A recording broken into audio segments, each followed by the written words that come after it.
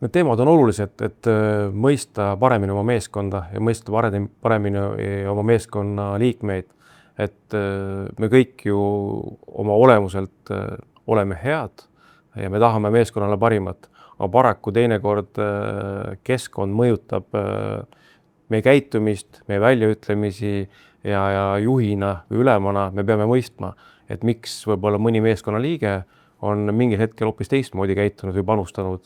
Et see koolitus kindlasti aitas seda aspekti paremini mõista. Ma arvan, et see koolitus on äärmiselt vajalik inimestele ja juhtidele, kelle võib-olla igapäevatöö nõuab väga palju käitumispinge olukorras. On need jõustruktuurid erinevad